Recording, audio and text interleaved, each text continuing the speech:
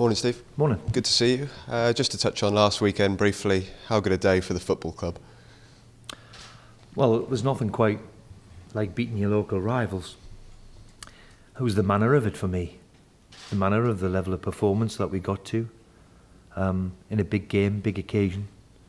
We played very, very well on the day, and when you analyse it back, you know, it was arguably one of our better performances of the season in the context of the game. So it's gone. It was nice to enjoy it. It was great for the supporters and great for the Aston Villa people. So, but it's gone. It's another 3 points on our road. So to the target we all want to achieve. So we've got to forget about it. It's going to be another difficult game tomorrow in a different way, because Fulham are a very, very good football side. Very, very good. Who are tipped at the start of the season would be the ones that we might have to beat. And at this particular moment, they're going very well. Got some talented players. So it should be a really cracking game down there tomorrow. And the stadium itself last week, was that as good as you've seen it since you've arrived? Yeah, I mean, look, a full house, and, you know, slowly but surely, you know, we hope that we're turning the tide a little bit, you know. But look, we've achieved nothing yet. We ain't going to get carried away just because we've won the derby. We've got to be bigger and better than that. We'll give ourselves an outstanding chance. We've got 15 games to go. We haven't done anything yet. If we think we're Real Madrid, we're not. Right? We've just got to make sure that we keep producing the level of performance that we've hit over the heights. I mean, after an awful start, consistency-wise now, we're looking at a very decent team, which is important at this particular time of the season. Interesting quote from Steve Round in the week. Said when he interviewed you, you spoke about momentum and turning that tide. Do you now feel that's really bearing fruit? I think that was the biggest... Look, I'll make no secret of it, and Steve will tell you himself. The biggest thing for a club like ours was to stay in the division. You know, when I took over, it seems like 15 years ago, not 15 months, you know, we were in danger of being, we see it now. You know, a club like Hull, a club like Sunderland, being in the Premier League last season, struggling. So the main thing was, can we turn it round? Can we stop it? Can we change the mentality? And of course, to do that needs time. You need time.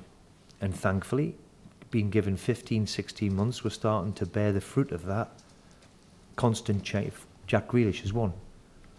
Before probably I arrived, he's probably had 6 managers, 18, 20 coaches, all telling them a different idea of how the game should be played and how we should do it.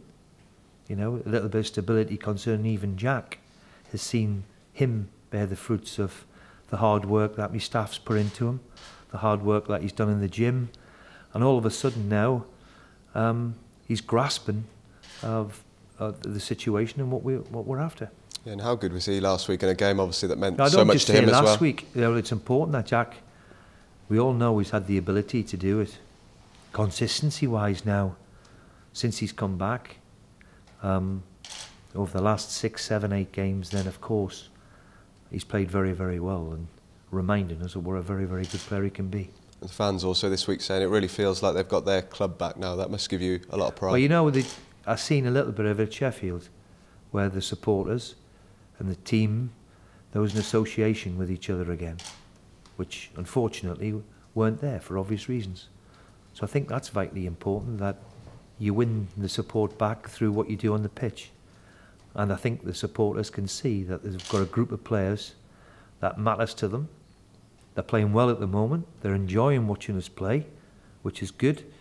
We're doing okay, but we can't get carried away. We're just doing okay. Just yet, there's not 6 games to go, there's 15. So we'll give ourselves a good chance, and long may it continue. Yeah, great form, 7 in a row, but is this the biggest test of 2018 so far now?